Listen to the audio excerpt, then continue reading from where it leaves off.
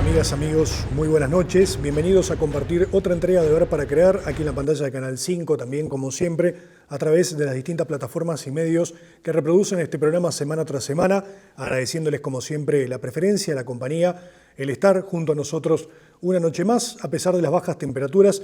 Hay muchas cosas de las que tenemos que hablar en esta semana que pasó. Hablaremos de cuestiones ligadas a la política partidaria, lo que es más tradicional del programa, pero también hablamos de otras cuestiones que importan y mucho a la sociedad uruguaya y a la sociedad salteña. A tal punto de que hoy vamos a comenzar de forma distinta. Tenemos a dos invitados en lugar de uno, como es habitual, porque ayer, 20 de mayo, se conmemoró un nuevo aniversario de un hecho que enlutó a la sociedad uruguaya y podríamos decir rioplatense, y que dio lugar a una marcha del silencio que ya lleva varias ediciones y que cada vez se suma más gente, más organizaciones y mayores movimientos. Y sobre todas las cosas hay que destacar esto. Hoy nos acompañan dos personas muy jóvenes del movimiento estudiantil, estudiantes de la sede Salto, del CENUR Litoral Norte. Hablamos de Lucía Caraciolo, que es estudiante de Psicología, y de Matías Correa, estudiante de Medicina, que nos están acompañando después de una jornada que, como decíamos, es una jornada muy simbólica, ¿no? El 20 de mayo de 1976, en Buenos Aires, ocurre el asesinato de dos parlamentarios y además dos militantes, y que de alguna forma, podríamos decir, grafican lo que fue aquel momento de la historia oscura de nuestro país y de la República Argentina y de las dictaduras que se dieron en toda la región, algunas más violentas que otras, pero es cierto que hasta el día de hoy Uruguay continúa buscando memoria y justicia por los desaparecidos y por aquellos que, bueno, ya se supo cuál fue su destino, pero también se busca una especie de cierre. Yo los vengo siguiendo en distintos medios, sé que han hecho un trabajo casi que permanente desde hace varios días y además han hecho también toda una investigación, un estudio al respecto, pero ustedes son muy jóvenes, no vivieron esa época, a mí tampoco me pasó, pero permanentemente escuchamos a nuestros adultos, ¿no? Hablar de lo que fue. Algunos incluso defienden ese periodo, dijeron, bueno, se vivía con más seguridad. Hoy estamos en una situación donde la ciudadanía está pidiendo más seguridad y hay algunas voces incluso que hablan, bueno, que vuelvan los militares a la calle. Son esos discursos que muchas veces generan cierta perspicacia, ¿no? Y ustedes están tratando de que los jóvenes, las nuevas generaciones, recuerden, conozcan lo que ocurrió, para evitar que esto vuelva a ocurrir. ¿Es así? ¿Ese es el objetivo? Buenas noches y gracias por estar. Bueno, muy buenas noches y gracias por la invitación. Sí, es justamente eso, es transmitir que la reivindicación por los derechos humanos, la reivindicación de las luchas que nosotros ahora, hoy en día, estamos manteniendo, que son sumamente importantes, porque, bueno, como dice un poco la frase de el pueblo que no conoce su historia está condenado a repetirla, un poco también esa es como nuestra forma de ir y de luchar, justamente en esto de así como a nosotros nos transmitieron nuestros viejos, nuestros queridos viejos nos transmitieron a nosotros la importancia de la lucha, nosotros también buscamos transmitirle a nuestros pares que esto es una lucha de que no tiene fin, porque aún siguen faltando, aún faltan nombres, aún faltan personas. Entonces va un poco por ahí, sí. Nombres que se siguen sumando, además, exacto, ¿no? Sí. Una lista que lamentablemente crece. Sí, sí, es una lista abierta justamente y bueno, lo más importante, digo, desde el lugar de joven, ¿verdad?, de la juventud, es entender por qué hoy en día estamos en democracia. Y para entender esa pregunta, es fundamental, digo, conocer nuestra historia. No solamente por el valor de la democracia que tenemos hoy en día, sino también por el valor de los derechos humanos que gozamos hoy en día, que no nos fueron regalados, no nos fueron servidos en platos, sino que es justamente un resultado de años y años de lucha que trascendió en lo que es hoy la sociedad uruguaya. ¿Qué percepción tienen ustedes de aquella época, de lo que fueron leyendo, estudiando, escuchando, de testimonios? ¿Cómo perciben que fue esa década y un poquito más oscura de nuestro país? Bueno, sumamente oscura, ¿no? Dentro de la historia reciente del Uruguay es de las épocas que más miedo, más autocensura había, justamente por ese miedo, que más, a pesar de eso también, que más salían a la calle a luchar también y vivir con ese miedo constante justamente de salir a la calle y no saber qué te puede pasar, únicamente por pensar diferente, porque al fin y al cabo es eso, por pensar diferente. Entonces yo lo veo un poco así, creo que también comparto con Matías eso, de una época sumamente oscura, sumamente lúgubre, en el sentido del miedo, de la censura, de no saber. De la falta de libertad de De la expresión, falta de de libertad, algo de lo que sí. gozamos felizmente hoy, ¿no? Hace Exactamente. mucho tiempo. Sí, sí, sí. Ahora, hay muchas instituciones y parece ser que en realidad toda la comunidad política de alguna manera se pliega a instancias como estas.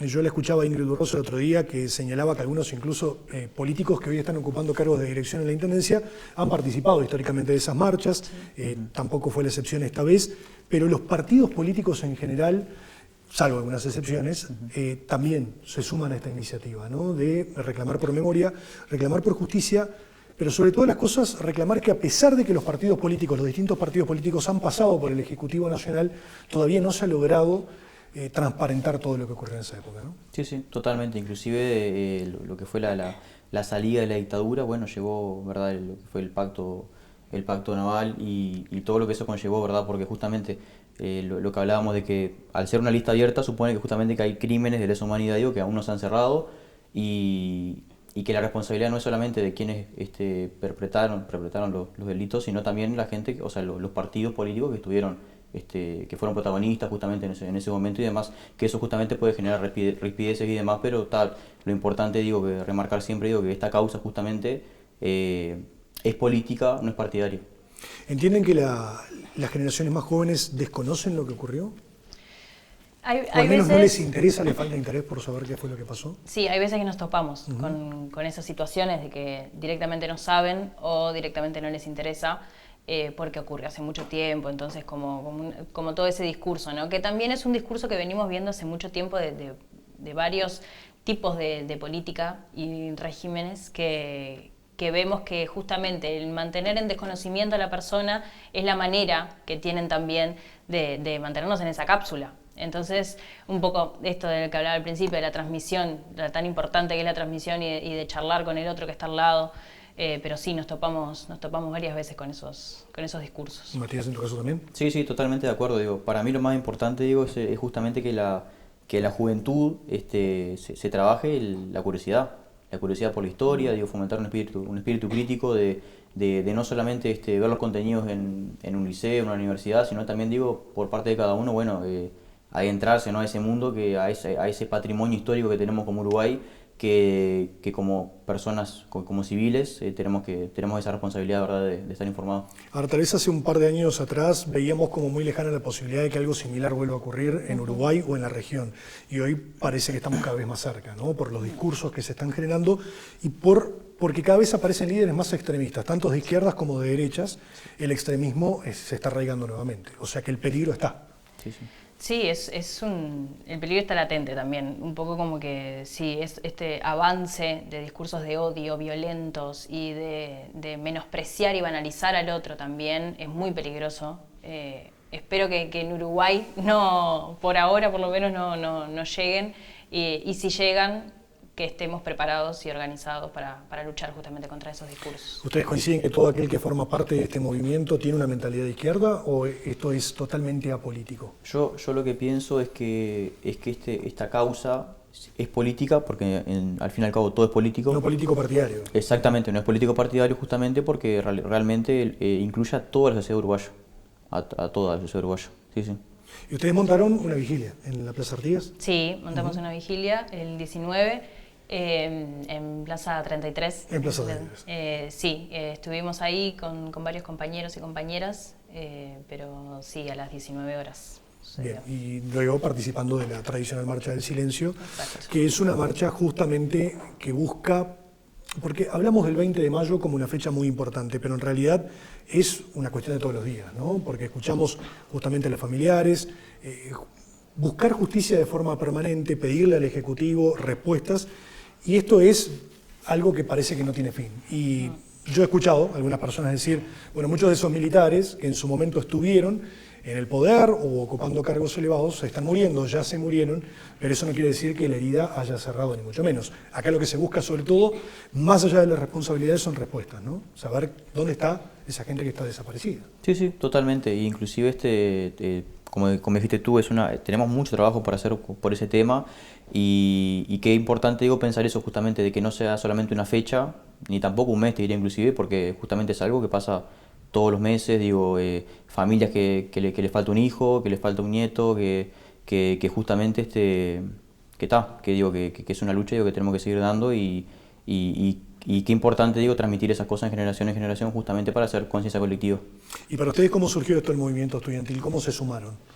Bueno, yo cuando llegué a Salto, 2023, a estudiar... ¿No sos de acá entonces? No, viví en Bella Unión muchos años. Cuando llego en 2023 ya venía con esta idea, obviamente, de la militancia y en el CENUR primero entré a mi centro de estudiantes de psicología, el CEPSI, y luego al movimiento estudiantil, y así fue medio como el camino seguido. Sí. ¿Y Matías, en tu caso, fue similar? Sí, medio similar, sí. Yo por parte de Facultad de Medicina, digo, generamos un gremio hace un par de años que no había una agrupación realmente acá en Salto, y bueno, por ese lado nos metimos también al movimiento estudiantil y empezamos a hacer actividades. Bueno, lo importante es que el mensaje se transmita, que la gente sepa y sobre todas las cosas que las generaciones más jóvenes se interesen. A mí siempre me ha llamado la atención cuando hacen algunas encuestas de que llegado o previo a alguna fecha patria, hay muchos estudiantes universitarios que no saben las fechas patrias de nuestro país. Sí. Mucho menos podemos pedir que sepan que se conmemora cada 20 de mayo. Sí, y son cosas que a veces hacen necesario ese debate, ¿no? Sí. Que tengamos que conocer qué fue lo que pasó, cómo se forjó la identidad oriental de nuestro país. Se puede estar en contra o a favor de algunas figuras históricas, pero lo importante es saber, conocer la historia, justamente para luego hablar con fundamento y para reclamar con fundamento en caso de que sea necesario. Exactamente, y también con convicción, que eso es lo más importante. Sí, totalmente, y crear también esa chispita, como decía Matías al inicio, de ese pensamiento crítico también, generar esa chispita del interés, de saber qué pasó, porque es nuestra identidad. Entonces, sí, el sistema educativo también debería como enfocarse también en eso, de generar ese interés en los más jóvenes. Lucía, Matías, muchas gracias por estar con nosotros, por habernos brindado estos minutos y por hablar de temas que muchas veces son sensibles, que hacen que las personas del otro lado se pongan de un lado o del otro, pero bueno, es necesario generar ese debate, ¿no? Muchas gracias por el espacio. Gracias por estar. Nosotros vamos a hacer la primera pausa de esta noche y en unos minutos estamos de vuelta.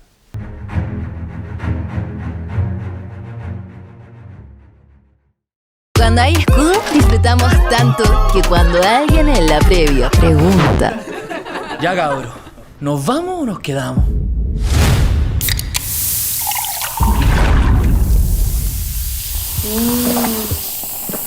Nos quedamos. Porque cuando hay escudo, la previa no existe. Disfrutamos tan intensamente que la previa es el carrete. Con la cerveza que tiene más cuerpo, más color y más sabor. Escudo, hecha con carácter.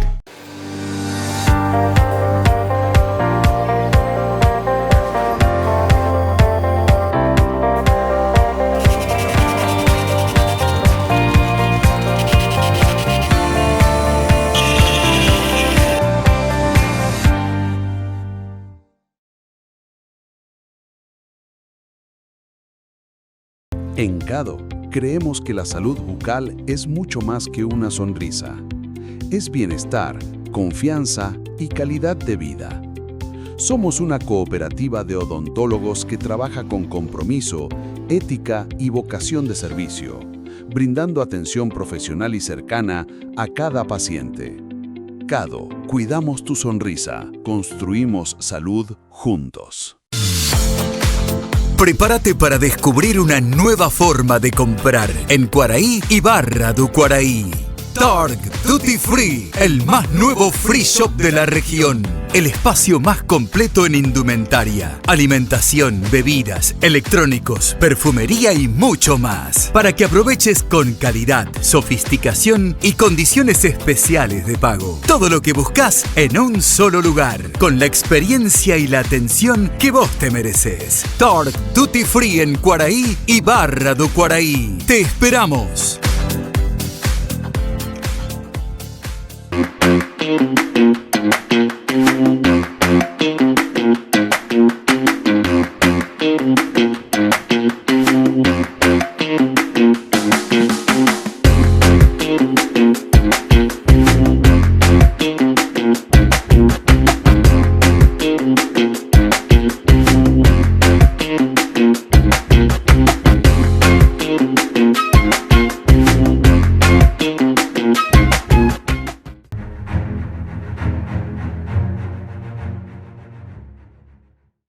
Continuamos en esta entrega de Ver para Creer aquí en la pantalla de Canal 5 de Cablevisión Salto, y ahora vamos a salir de los estudios porque esta semana, en conjunto con el equipo de diario El Pueblo, estuvimos trabajando en un tema que ha generado algunas opiniones políticas en las últimas semanas, sobre todo tras conocerse una resolución del Ministerio de Economía y Finanzas firmada por el ministro Gabriel Odone y por el propio presidente de la República, Yamandu Orsi, autorizando una partida presupuestal para Salto Grande, la delegación uruguaya, ante la Comisión Técnica Mixta de Salto Grande, de hasta 744 millones de pesos. Esto generó que algunos dirigentes de la oposición, que si bien no se identificaron, a través de algunos medios colegas, manifestaron sus reservas al respecto de esta situación porque hablan de un doble discurso que en su momento, durante el pasado periodo de administración de Salto Grande, se criticaba mucho estas partidas que se transferían por el gobierno nacional hacia la Comisión Técnica Mixta y que ahora se llaman a silencio tras recibir la autorización del Ministerio de Economía y Finanzas. En primera instancia, aclarar que esta es una partida presupuestal, está establecida en el presupuesto quinquenal, son 744 millones de pesos, un monto que prácticamente no ha sufrido modificaciones desde el año 2016, con el nuevo presupuesto quinquenal que ya está en vigencia, tampoco sufrió modificaciones y el monto sigue siendo el mismo. Lo aclaró el actual presidente, Gonzalo Casaravilla, también lo dijo el expresidente en su momento, que hoy es intendente de Salto, el doctor Carlos Albizu, que esas partidas no eran suficientes para solventar todo lo que necesita la delegación uruguaya anualmente. Bueno, nos fuimos hasta la represa de Salto Grande con Diario El Pueblo y allí le realizamos una entrevista al presidente de la delegación uruguaya ante la Comisión Técnica Mixta de Salto Grande, el ingeniero Gonzalo Casaravilla, que a su vez durante 10 años fue presidente de UTE durante los periodos de gobierno del Frente Amplio y que ahora tiene a su cargo desde hace poquito más de un año, aproximadamente, si no me equivoco, fue el 7 de mayo del 2025, que asumió este nuevo desafío y allí nos contó algunos detalles al respecto de esas partidas, esos 744 millones de pesos, a qué son destinados. También destacó que hubo recortes en cuanto al personal, también en los viáticos, y cuál es el objetivo que persiguen para este quinquenio. Escuchamos la entrevista mantenida con Casaravilla. Bueno, bien. Los números, y más cuando son con tantos ceros, son números que no están a la escala normal, digamos. Yo, cuando hablo de los millones de pesos, millones de dólares, siento cierto pudor, digamos, porque estamos hablando de un número que está fuera de la escala de todos nosotros. Ninguno de nosotros manejamos esa plata en la realidad y los números nunca mienten. Lo que mienten en todo caso son las personas o la interpretación de los números. ¿Cómo se gestiona Salto Grande? Es como se gestiona hasta las empresas públicas del Uruguay. Básicamente tiene un presupuesto anual y el tema es cómo se consigue ese dinero. En el caso de Salto Grande, básicamente los dineros vienen todos del Poder Ejecutivo. Todos vienen, digamos, del Uruguay, o sea, viene del erario público. Eso, por un tema de implementación, está separado entre una plata que es lo que está en el presupuesto nacional, que eso es, justamente hace referencia a esos 744 millones de pesos, que es un número que está en pesos y que desde el año 2016 ni cambia, por un tema, digamos, de cómo el Poder Ejecutivo, en el ejercicio de sus responsabilidades, decide, digamos, documentar de qué forma se llegan los aportes. Pero los aportes no es solo la parte del presupuesto, es un complemento que por la ley está previsto que el MEF, el Ministerio de Economía y Finanzas, todos los años definen cuál es la partida adicional que recibe Salto Grande. Que esa es una plata que incluso transfiere directamente la UTE. Eso está establecido desde siempre y siempre fue así. Y de hecho el año pasado el presupuesto de Salto Grande fueron los 744 millones, que ahora se está hablando como gran novedad, hace 16 años que el presupuesto nacional establece 744 millones. De hecho, lo que pasó este año es que se votó el año pasado un presupuesto y lo que se hizo es en el presupuesto nacional mantener los mismos O sea, no sufrió variaciones, modificaciones, sigue siendo... Es el mismo número en pesos corrientes, lo cual uno dice que es raro. Lo que pasa es que paulatinamente lo que ha ido aumentando es la partida complementaria que viene directamente de UTE. El año pasado fueron 810 millones de pesos. Entre esos 744 y 810 millones de pesos es que se financia, digamos, los ingresos que sustentan, digamos, sustentó la actividad del año pasado, y este año va a ser algo parecido. Los 744 más una partida que todavía no está definida, pero básicamente va a venir asociada con el crecimiento, digamos, inflacionario, para decirlo de alguna forma, dado que está en pesos. Pero los números, como les digo, estamos hablando de millones de pesos, imagínense, 744 más 810, estamos hablando de 1.600 millones de pesos.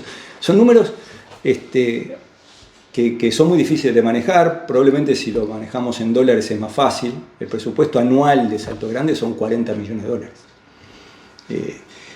Eso es un montón de plata, aquí en cualquier lado. Esos 40 millones de dólares son utilizados en la mayor parte son salarios, después tenemos inversiones, tenemos gastos, y básicamente eso es lo que en definitiva aporta el Estado uruguayo, del erario público uruguayo, a Salto Grande para llevar adelante su gestión. Y en realidad, cuando uno analiza los números, es muy difícil hablar de un número absoluto, primero porque son números que además van cambiando año a año. En todo caso, lo que uno puede sí aportar es información de calidad, en el sentido, ¿para qué utilizamos el dinero? Porque al final, digamos, de eso se trata. Nosotros somos servidores públicos, en particular los delegados somos funcionarios públicos, dado que cumplimos con las 3 características que establecen, somos designados por el Poder Ejecutivo, de hecho es una designación hecha por parte del presidente, cobramos un salario público y gestionamos dineros públicos. O sea, nuestra responsabilidad tiene que ver con gestionar dineros públicos de la mejor forma, en forma eficiente. Y cuando analizamos realmente en qué invertimos el dinero, por ejemplo, la novedad de estos últimos años es que paulatinamente estamos aumentando el presupuesto anual de Salto Grande porque hemos arrancado un plan de renovación de Salto Grande, que es un poquito más que lo normal, que es operar y mantener, y cuando uno mantiene tiene que sustituir transformadores o algunos equipamientos. Acá estamos haciendo algo más grande, que tiene que ver con poner a cero todo lo que se puede poner a cero, como cuando uno va y le hace un ajuste al motor o le cambia la correa de distribución al auto. Bueno, hay que cambiar la correa de distribución del auto. Eso requiere inversiones complementarias, que para la dimensión de lo que es el Uruguay y el sistema eléctrico, estamos hablando que la energía hidráulica es la energía más conveniente que tiene el Uruguay, de las cuales las 2/3 partes de la hidráulica del Uruguay es Salto Grande. Por tanto, cuando después terminamos de hacer la cuenta, la 1/3 parte de la energía eléctrica de Uruguay se genera en Salto Grande. Y como la hidráulica es la más conveniente que tenemos en el sistema eléctrico, la tenemos que cuidar mucho. Es la que dio fundamento al cambio de la matriz eléctrica. No la podríamos haber hecho si no tuviéramos la hidráulica que tenemos.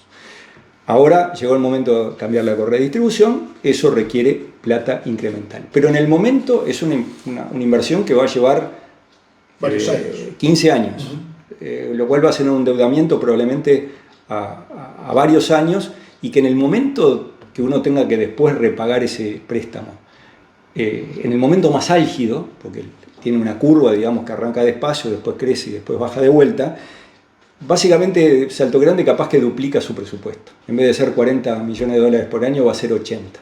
Muy poquitos años, pero eso es mucho o es poco. Si estamos hablando de la 1/3 parte de la energía del Uruguay, cuando uno hace la cuenta, porque esto es más que una represa, es además un sistema interconectado, tenemos un sistema de transmisión, al final estamos hablando de energía que en vez de salir $6 como sale hoy, va a salir 12, 14. Estamos hablando de la energía más barata que tiene el Uruguay, y comparativamente, y lo va a seguir siendo, incluso teniendo que poner plata para la renovación. Entonces, por eso es importante que la gente sepa en qué utilizamos la plata. Por ejemplo, quizá a la gente le pueda servir saber que si uno se compara, por ejemplo, con algún año, el 2023, en el 2025 bajamos la parte de viáticos un 60%. O sea, el 2023, con respecto al 2025, lo que se gastaba en viáticos bajó un 60%. Tanto para la delegación como funcionarios, viáticos en general. Estamos hablando de lo que era la delegación, exclusivamente la delegación. Eso cambió. También podemos decir que en la parte de lo que son los empleados, acá normalmente se llama no se le dice trabajadores, se le llama empleados en la jerga. La delegación tenía 30 y pico de personas, hoy somos menos de 20. Eso en términos reales quiere decir que si lo comparamos con el 2023, en términos reales, comparando bien los números, no en términos corrientes, sino tomando el valor ajustado por inflación, etc., vamos a bajar un 20% el gasto de personal de la delegación uruguaya de Salto Grande. Eso muestra un poco la impronta. ¿Qué hacemos con el dinero? Estamos tratando de optimizar. Estamos en un país que está minando todos los números, está cuidando, digamos, el erario público y estamos haciendo los ajustes que corresponden, asociado con cosas que incluso hasta el Parlamento pidió en el 2023. Esas cosas han pasado y creo que eso sí es significativo que la gente sepa que estamos cuidando el dinero, que incluso hemos hecho algunos ingresos, también hemos dejado por el camino algunos contratos que había que no renovar, pero hemos hecho llamados públicos y han entrado 2 o 3 personas asociados a puestos que eran necesarios mantener mediante concurso competitivo, y también eso lo hemos hecho. Eso muestra un poco, digamos, la impronta de cómo estamos llevando adelante la gestión. Y de vuelta, volviendo a los números para el colectivo de personas en los cuales nos incluimos todos, son números enormes, porque son en millones de pesos, millones de dólares. Uno tiene que poder dimensionar estas cosas, ¿no? Fíjense que si uno analiza en estos 5 años, a razón de 40 millones de dólares por año, por 5 años, estamos hablando de 200 millones de dólares. Pero también vamos a estar en estos años tomando decisiones, porque esperemos poder terminar la gestión habiendo, por ejemplo, adjudicado lo que es la parte más álgida de la renovación de Salto Grande, que es el recambio de las turbinas o parte de las turbinas, que es la parte del corazón, el meollo, digamos, de la generación, y vamos a tomar decisiones por 500 millones de dólares más. O sea que en estos 5 años nos va a tocar gestionar 700 millones de dólares de decisiones. No lo quiero ni multiplicar por 40 para ver cuánto es en millones de pesos, es mucha plata. Por eso es la responsabilidad de mostrar una gestión.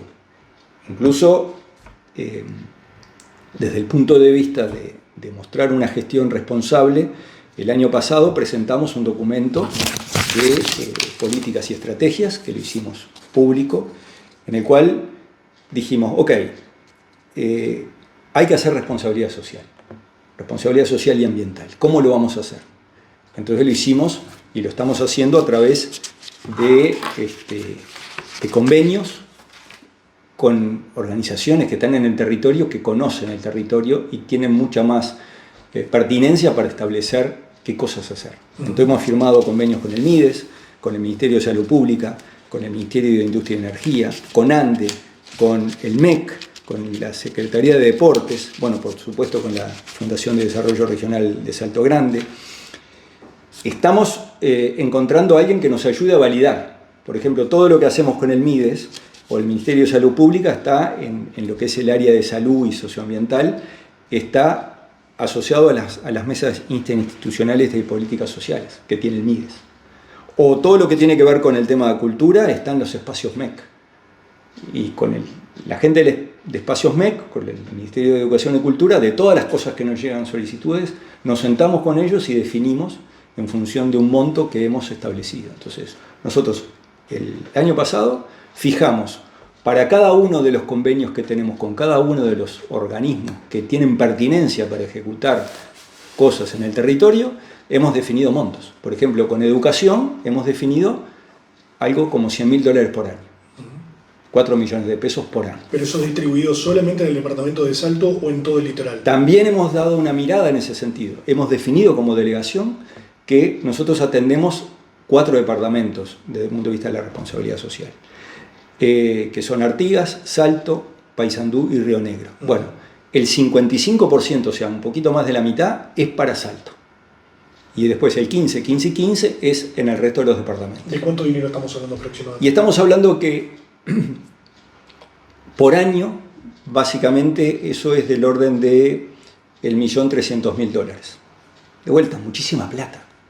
Pero bueno, lo estamos haciendo ordenado. Y eso está históricamente asociado con la único ingreso, aparte del erario público, que es lo que recaudamos por peajes. En realidad es un dibujo que hemos hecho en el sentido de decir, bueno, esto es un ingreso que en realidad podría entrar en la misma cuenta, de hecho entra en la misma cuenta, pero históricamente se ha considerado ese ingreso, que fue algo que se logró, creo que allá por el año 2012, 13, 14, digamos, eso lo hizo la presidencia de Gabriel Rodríguez en su momento, que lograron, digamos, justamente que asociado con los costos de operación y mantenimiento del puente, que pasaban camiones, etcétera, y había que cobrar un peaje. Ese peaje se comparte con Argentina, la mitad para cada uno, y pagamos los mantos. $1 millón para cada uno. No, es menos de eso, póngale que es $1,5 millones por año.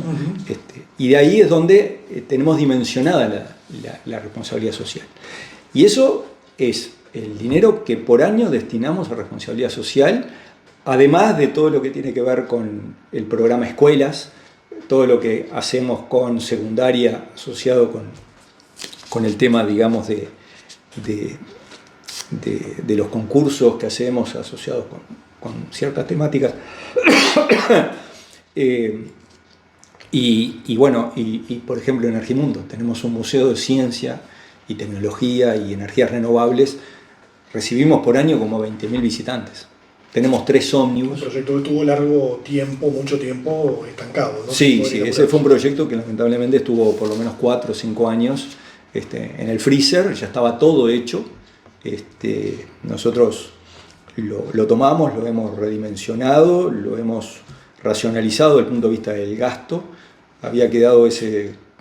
Si bien eso se terminó allá por el 2019, 2020, quedó cerrado a cal y canto, y a principios del año 2025 se abrió con un contrato que entendimos que no era conveniente con el LATU. Negociamos con el LATU, lo redimensionamos y pasamos la gestión a la Fundación de Desarrollo Regional de Salto Grande y bajamos a la tercera parte de los costos, porque hay que mirar todos los números. Nuestra responsabilidad es mirar cada uno de los números y rendir cuentas, porque al final es la razón por la cual nos eligen gestionar un activo tan importante. No olvidemos, la tercera parte de la energía eléctrica de Uruguay sale de Salto Grande, ¿no? Dos cositas que me quedan por aclarar. Primero que nada, Salto Grande es generador de energía, la tercera parte lo decías, pero no vende directamente esa energía. Esa energía la distribuye y la vende UTE. Correcto, o sea, no hay otro ingreso para Salto Grande de forma directa salvo el peaje. Y luego depende de las partidas que vienen del gobierno, tanto de Argentina como de Uruguay. Totalmente. O sea, el peaje, que es marginal, estamos hablando que en $40 millones hay $1 millón, $1,5 millones que entra por el peaje. El resto, 100%, lo pone el Estado uruguayo a través del presupuesto o la partida que viene de UTE, y eso conforma, digamos, el presupuesto que tenemos para operar. Y lo que hacemos es, con la mitad de la energía de Salto Grande, se entrega al sistema eléctrico nacional. Es UTE que la transmite, la distribuye, la comercializa y es esa. O sea, Salto Grande nunca facturó, no sabe de facturar energía. Lo que hace es entregar la energía. Nuestra responsabilidad es operar y mantener el activo, que es el activo energético más importante que tenemos en Uruguay, en valores unitarios y además por la característica del recurso. Estamos hablando de energías renovables, 100% renovables, y que es la base del cambio de la matriz eléctrica de Uruguay. Nunca lo podríamos haber hecho sin tener la hidráulica, eso ya lo comenté. Y eso es lo que ocurre aquí en Salto Grande. Y desde el punto de vista de lo que es el financiamiento, yo estuve 10 años al frente de UTE y la discusión la tenía en la misma mesa con las mismas personas. Yo me sentaba con el MEF, con el Ministerio de Economía y Finanzas, y discutíamos cuáles iban a ser el ingreso personal, cuánto iba a ser el nivel de remuneración, cuáles iban a ser las inversiones, cuáles iban a ser los gastos. Discutíamos un número, se otorgaba eso a través de una tarifa que votaba el Poder Ejecutivo, y la única diferencia entre Salto Grande y UTE es que UTE tenía la caja. Salto Grande depende de que las transferencias lleguen. Y eso a uno le genera un poco más de estrés, porque en definitiva el Poder Ejecutivo en todo momento está atendiendo las diferentes solicitudes y uno está en la cola simplemente en esa discusión. Pero es la misma discusión y con las mismas personas. Pero el Uruguay define en sus activos energéticos, ya sea de la UTE o de Salto Grande, cómo son las inversiones, cómo son los gastos, cómo son las cosas. Le transfiere la plata, porque UTE Generación es lo mismo que Salto Grande. El gerente de generación iba y se sentaba en un comité de gerentes a pelear por recursos. Y bueno, y eso después venía al directorio y el directorio iba y lo negociaba con el Ministerio de Economía y Finanzas. Pero digamos, es un esquema muy, muy equivalente. El Uruguay es bastante transparente en cómo financia las actividades del Estado. Momento de realizar la última pausa en esta noche de jueves y en unos minutos estamos de regreso con mucho más.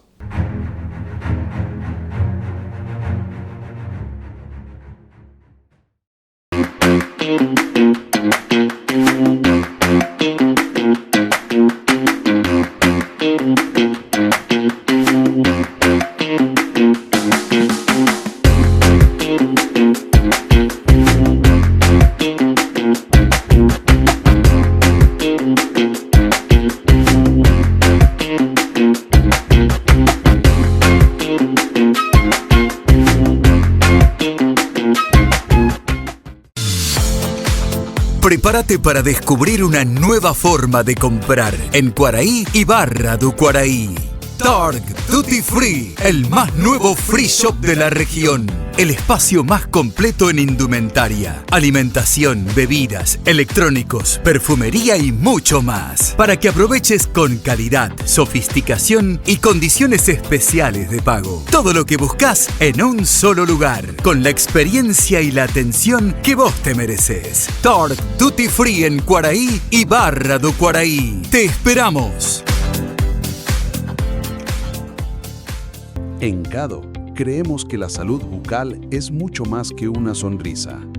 Es bienestar, confianza y calidad de vida.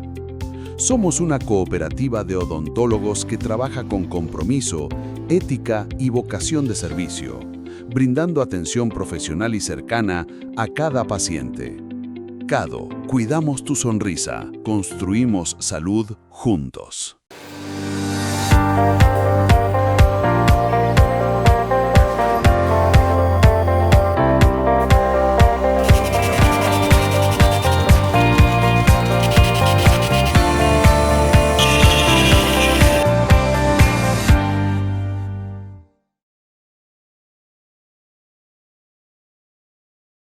Cuando hay escudo, disfrutamos tanto que cuando alguien en la previa pregunta: Ya cabro, ¿nos vamos o nos quedamos?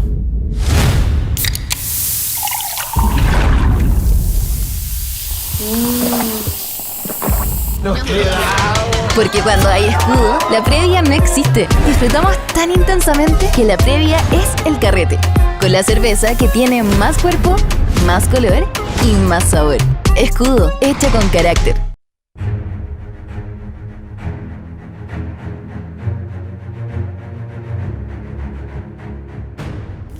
Otra noche, último bloque de esta noche, en realidad, hablando de cuestiones ahora político-partidarias. Lo decíamos que hoy vamos a abarcar todos los temas, abarcamos temas institucionales, abarcamos además un tema que esta semana ocupó tal vez las planas más importantes en los medios de comunicación, no solamente departamentales, sino también nacionales, con relación a la Marcha del Silencio y a toda la movilización que se realiza anualmente cada 20 de mayo, pero también vamos a hablar de cuestiones político-partidarias. E invité a Alejandro Secco, presidente del Partido Nacional a nivel departamental, porque el Partido Nacional y en realidad los partidos tradicionales están atravesando un momento muy especial en el departamento de Salto, porque Salto está hoy con la coalición republicana al frente del Ejecutivo Departamental y es uno de los 3 departamentos donde la coalición republicana marcó un antes y un después en lo que va a ser el futuro político de este país. Acá se habla de ir a un sistema bipartidista, si es que en algún momento se concibe como tal, van a haber partidos menores, eso está claro, pero lo cierto es que el único departamento donde la coalición republicana logró ganar las elecciones departamentales fue el departamento de Salto, y las miradas políticas están hacia Salto, y ese es tal vez un desafío casi que permanente. Alejandro, muchas gracias por estar, por tomarte estos minutos para hablar con nosotros. Un gusto, un gusto. Sabemos que están en una posición, podríamos decir, muy distinta al resto del país, ¿no? Porque hoy ocupas el cargo de presidente del Partido Nacional a nivel departamental, pero también a nivel departamental está la coalición republicana al frente del Ejecutivo y con esas miradas, como decíamos, desde Montevideo y otros departamentos, para saber cómo avanza esto y si es un mecanismo posible de replicar en otros lugares. Bueno, sin duda que es un momento, como tú describías, clave en la historia política del país y de los partidos políticos. Nosotros sentimos la responsabilidad en este momento de hacer bien los deberes para que de alguna manera, sobre todo los aciertos, se puedan replicar en el resto del país. Es un camino en el cual estamos aprendiendo. El antecedente que tenemos más concreto es el periodo pasado, encabezado por Luis Lacalle Pou a nivel nacional, en un ejercicio que el balance fue muy positivo. Sin duda, anclado en un gran liderazgo de Luis, pero en consonancia con un trabajo muy articulado, con partidos de distinta característica, de distinto tamaño, y que se pudo llevar adelante un gobierno calificado como muy bueno. Digo, las cifras lo demostraron en las encuestas y la evaluación general. Ahora, aterrizando a nivel departamental, como tú bien decías, hay experiencias anteriores de comparecencia electoral en Montevideo. En esta última elección departamental hicimos nuestra primera experiencia en Salto, y con éxito electoral. Ahora estamos atravesando un momento difícil de recomponer la situación de la Intendencia de Salto. Es un gran desafío para la coalición republicana a nivel departamental, por esa mirada que vos citabas de todo el país, digamos, tomándonos como referencia, por el hecho de que todos conocemos que la Intendencia de Salto estaba en severas dificultades y el departamento, sobre todo en su infraestructura, bastante resentido, lo cual obviamente nos pone a un trabajo muy duro en lo estrictamente municipal, pero también en lo político. Es un aprendizaje de todos los días, no es fácil, pero en eso estamos.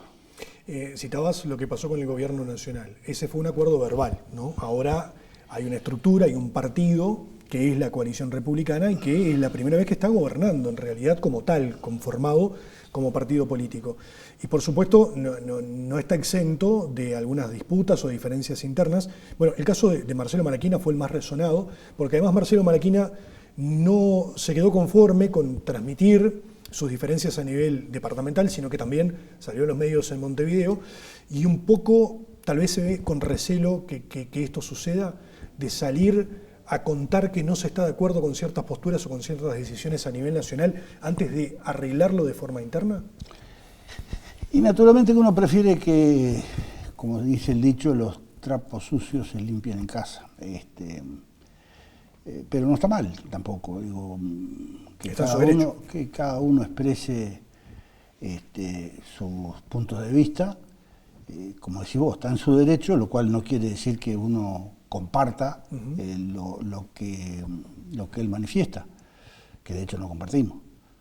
Pero sí está en su derecho y permanentemente me he estado en la búsqueda de acuerdos. Tenemos, desde el principio que empezamos a trabajar de esto, hace ya como 3 o 4 años, con la dirigencia del Partido Colorado, fuimos sorteando dificultades, inclusive adentro de cada partido, porque no somos estructuras homogéneas, no todos tienen la misma mirada sobre cómo hacer las cosas, y se ha ido avanzando. Cada tanto hay que correr alguna piedra del camino. El asunto es el respeto de las distintas partes, y se va trabajando en eso. Yo soy muy optimista de que se van a ir acomodando las cosas. Llegó el mes de mayo de 2025, la coalición republicana gana por una mayoría importante, considerable en cuanto a cantidad de votos contra el Frente Amplio, y a partir de allí comienza una nueva etapa a nivel departamental, que es cómo conformar un gabinete, cómo armar un equipo que iba a gobernar, luego, por supuesto, los primeros meses al frente del gobierno departamental, esa situación muy compleja que se vivió. Nosotros lo hablamos acá en el programa con Walter Teixeira Núñez, secretario general, en reiteradas ocasiones, que hasta con dolor decía con relación a los funcionarios que tuvieron que ser cesados, esos 292. Luego se vino el presupuesto, primero la línea de crédito, el presupuesto, o sea, pasaron muchas cosas en muy poco tiempo. ¿Hay diálogo, pregunto, a nivel político partidario hoy entre el Partido Colorado y el Partido Nacional, que son los dos grandes integrantes de esta coalición republicana, o todo está limitado a lo que se hace a nivel del gobierno departamental? La respuesta contundente es sí, hay diálogo permanente. Es claro que todo esto lleva a una tensión muy permanente entre lo que es el ejercicio del gobierno y lo que es la vida político-partidaria aislada. En mi caso... Porque cada uno sigue su camino, inexorablemente. Cada integrante de la coalición, pero también cada partido. Yo, si me abstraigo de la coalición y pienso en el Partido Nacional está tensionado entre dos situaciones. Una es ejercer en parte el gobierno, en este caso encabezando el gobierno departamental, y por otro lado, en lo que me compete a mí particularmente, la comisión departamental, manteniendo vivo, digamos, la estructura partidaria como tal, fuera del ámbito gubernativo. Lo mismo sucede en cada uno de los partidos y en el conjunto, es decir, la coalición republicana tiene una doble realidad. Una es ejerciendo el gobierno y la administración, cada uno en su cargo, como bien decías vos, en meses muy agitados, de mucho trabajo, hay que agachar la cabeza y meterle, que a veces va por andariveles distintos a lo que es la vida partidaria de cada uno. Nos pasa a nosotros en el Partido Nacional, es entendible que le pase a cada uno, al Partido Colorado, a Cabildo y al Partido Independiente, y eso hay que irlo llevando. Se requiere mucha paciencia, mucha articulación. Lo que nunca se ha perdido, es, sobre todo a nivel institucional, es esa relación, ese vínculo con los socios de la coalición. Y está el desafío de no perder la identidad también, me imagino, ¿no? Que el Exacto. Partido Nacional continúe siendo el Partido Nacional más allá de lo que es la coalición republicana. Exacto, y eso es motivo permanente, lo que es nuestra preocupación como presidente del partido de la departamental y de la departamental en su conjunto, mantener viva la llama que nos identifica, y la búsqueda a su vez por contrapartida de los puntos de contacto con nuestros socios. Es un camino de ida y vuelta que recorremos permanentemente. Son partidos con una tradición muy larga, es reconocido el Uruguay por la vigencia de sus partidos políticos, viniendo del siglo XIX, es una historia larguísima, cargada de otras épocas, de otras situaciones. Hoy nos encuentra en esta. Por ejemplo, esta semana tuvimos una reunión de jóvenes que llenó la Casa del Partido, y ayer hubo una reunión de mujeres, también llenaron la Casa del Partido. Porque se vienen las elecciones de jóvenes ahora, ¿no? No, es el año que viene. El año que viene. Pero ya hay un movimiento importante. Claro, porque la vida partidaria continúa, porque es parte del ejercicio que nosotros hacemos, insisto, como contrapartida de lo que es ejercer el gobierno, sin duda, porque ¿cuál es la situación? Los principales hombres, los más capaces, los mejores representativos del partido, están en ejercicio del gobierno departamental. Entonces hay que hacer un esfuerzo adicional para que la estructura partidaria no se debilite, tenga presencia, y nos encontramos justamente con esta realidad que yo te digo. El partido está vivo, está activo en sus distintas ramas, los jóvenes, las mujeres, la departamental. Tenemos un poco más atrás, pero estamos trabajando sobre lo que es la Secretaría de Asuntos Sociales, que abarca aspectos tales como los gremios, la actividad productiva, la actividad social, la actividad vecinal. Es la contracara del gobierno, que no necesariamente tiene que estar 100% alineada, pero sí es clave que el partido, digamos, viva independiente del gobierno. ¿Y para eso hay espacio para la autocrítica en algún momento? Y te pregunto esto porque los primeros meses, más allá de que fueron revoltosos en materia de las decisiones que hubo que tomar, de las negociaciones, de lo que se vivió en la Junta Departamental, es como que pasó ese periodo de romance inicial que es habitual en todos los gobiernos y comienzan a escucharse cada vez con más fuerza reclamos de los ciudadanos, que piden reacciones o acciones más rápidas, sobre todo por el estado de las calles, que al fin y al cabo termina siendo uno de los principales problemas. El partido se reúne, hay una autocrítica, se busca trabajar en una hoja de ruta para que el gobierno departamental priorice ciertas acciones. Sin duda que lo hacemos. La comisión departamental se reúne periódicamente. Escuchamos esas críticas que tú planteas. Lo que se trata es de darle el canal eficaz, digamos, es decir, que no sea la crítica que siempre es más fácil cuando estás en la vereda de enfrente. Acá somos parte, entonces hay que asumir que somos parte, pero a su vez que podemos aportar de distintos ángulos al ejercicio del gobierno.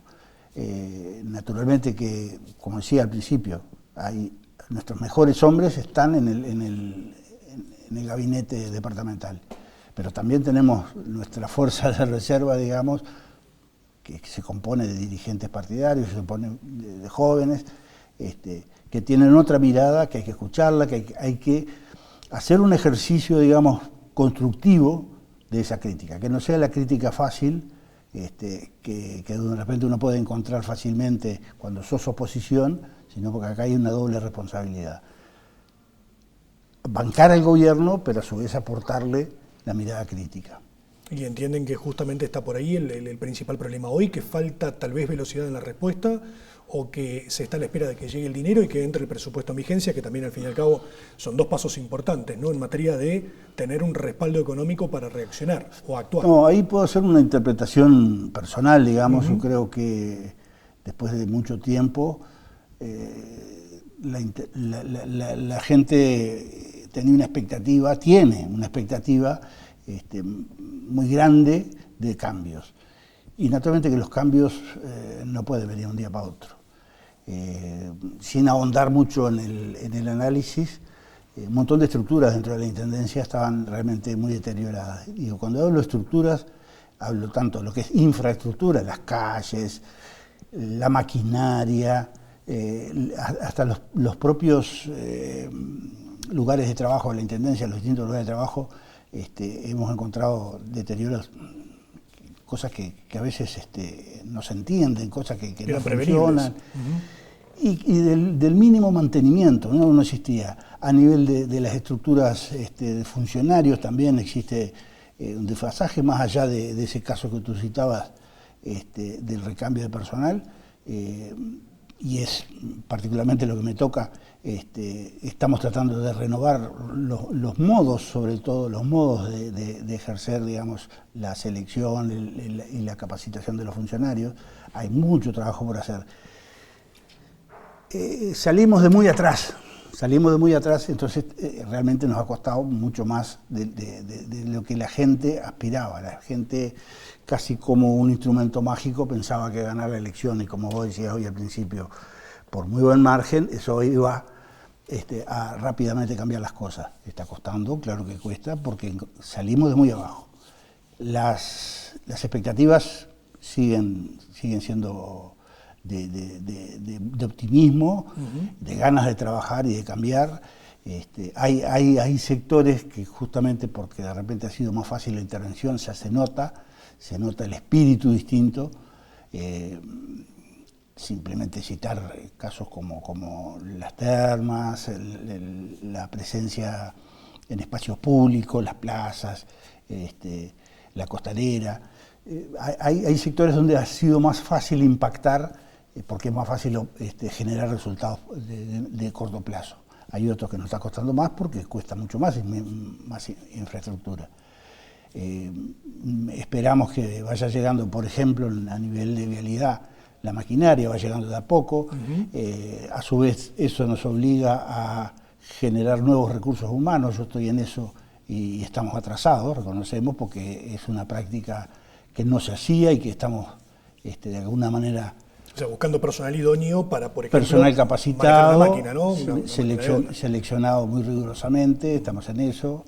Lo mismo en el ómnibus, estamos esperando que llegue una renovación parcial de flota y en paralelo también nuevos choferes para los ómnibus. Hemos hecho un concurso muy extenso que estamos a punto de terminar la designación.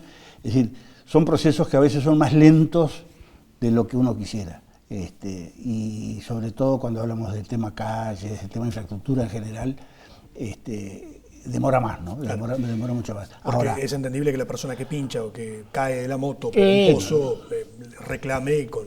Lo que sí es cierto, y en parte, digo, todos hemos trabajado para decir, los pocos recursos que había, destinarlos para ahí, contratamos personal, no la cantidad que hubiéramos querido, pero contratamos personal para atender vialidad. Y uno sale, sobre todo en el centro, ve cuadras enteras que se están reparando el hormigón, que es mucho más caro, mucho más complejo. El bacheo está haciendo, los equipos de bacheo, tenemos 4 o 5 equipos de bacheo que están haciendo un trabajo a contramarcha, digamos, y con mucho empuje de los funcionarios y de las distintas cuadrillas en toda la ciudad. Hay en algunos barrios, concretamente ahora se está terminando en el barrio Arralde, ahí una renovación muy fuerte de las calles. Es decir, demoramos más de lo que queremos, sin duda. En buena medida se ha ido a falta de los recursos necesarios que esperamos a que lleguen todos juntos. Y te hago la última, Alejandro, porque no quiero quitarte más tiempo, ya estamos por terminar, pero más allá de ese voto de confianza que hay hacia el gabinete y hacia ese equipo que conformó el intendente Carlos Albizu, ¿hubo algún reclamo o alguna preocupación por la representatividad y la proporcionalidad en la distribución del gabinete? Y esto te pregunto porque si pasamos lista entre coordinadores y entre autoridades de las direcciones, el Partido Colorado tiene una presencia fuerte en este gabinete, ¿no? Incluso igualando y hasta superando en algún momento al Partido Nacional en esa designación. Y que incluso aquellas personas que han sido más cercanas a Carlos Albizu y que lo han apoyado durante la campaña, son pocos los que hoy están conformando o ocupando cargos importantes en la Intendencia y terminan ocupando otras direcciones y otras coordinaciones, personas que estaban más alineadas tal vez con Germán Coutinho o con el Partido Colorado. Perdóname que discrepe contigo, Rodrigo, de adentro. Yo creo que es un equipo heterogéneo, sí, y creo que soy voz autorizada porque yo no como presidente del partido, que he ejercido estos 5 años y ahora sigo en el rol, mantengo, digamos, una cierta neutralidad dentro de los sectores del partido. Pero creo que se ha hecho un esfuerzo muy grande en que todo el mundo esté representado, fundamentalmente de acuerdo a la calidad de sus dirigentes y también en buena medida a la cantidad de votos que ha tenido el acompañamiento, que es normal que se haga esa suerte de balance entre cuánto aportas, cuánto te corresponde. Yo creo que acá no pesó eso. Que el Partido Nacional está muy bien representado, haciéndose cargo de ser la mayoría del gabinete y de respaldar a nuestro intendente Carlos Albizu, que es intendente de la coalición republicana, pero es un intendente blanco, sin duda, sin ningún lugar a duda, que para componer la mayoría necesaria ha incorporado gente de otros partidos, pero de la coalición, inclusive gente independiente, como algunos casos conocidos. A veces llama la atención porque se asocia la idea de que el gobierno sea el Partido Nacional, y en realidad es la cabeza de la coalición republicana. Hay un detalle, por ejemplo, que justamente nos empieza a abrir la cabeza de cómo visualizar esta nueva realidad política que vos citabas al principio. Carlos Albizu integra en el Congreso de Intendentes una bancada distinta. Está la bancada del Partido Nacional, la más numerosa del país, 13 intendencias, la bancada del Partido Colorado, la bancada del Frente Amplio y la bancada de la Coalición Republicana. Él está ocupando una vicepresidencia en nombre de la Coalición Republicana. Esa realidad que a veces nos cuesta imaginarla y verla, la realidad es la que está de alguna manera reflejando esta realidad. Tenemos, y personalmente lo digo como presidente del Partido Nacional en Salto, todo el respaldo para Carlos y el gabinete que ha conformado. Alejandro, muchas gracias por estar, muchas gracias por brindarnos estos minutos. Sabemos que justamente es un hilo que tal vez es muy delgado, muy fino, entre lo político partidario y el gobierno departamental, porque además están en esta postura, ¿no? Hoy como oficialismo al frente del Ejecutivo y no como oposición. Entonces es bueno tener una mirada también desde el Partido Nacional, cómo perciben el trabajo que se está realizando. Bien. Y cuáles son los rumbos a seguir de aquí en más. Queda mucho por hacer, espero dentro de un año venir con otra cara y con más apuntes y mirando para adelante y haciendo mucho por Salto, que ese es el gran objetivo, hacer mucho por Salto. Muchas gracias por estar. Gracias a vos, Rodrigo. Nosotros nos vamos despidiendo, diciéndoles hasta dentro de 7 días como siempre, agradeciéndoles a ustedes por la preferencia, por permitirnos ingresar a sus hogares semana tras semana y también como siempre a todo el equipo de Invencible que me viste jueves a jueves aquí en el canal, recordando que ya está toda la colección otoño-invierno disponible para dama, caballero y para niños también, una colección imperdible con grandes ofertas además. Recordá que podés visitarnos en los dos locales, tanto de Calle Uruguay, que no cierra al mediodía, y en el de Washington Beltrán, inclusive los sábados abiertos, para que no hayan excusas y para que vayas a vestir lo mejor de Invencible, que es, por supuesto, una marca salteña 100%. Será hasta dentro de una semana.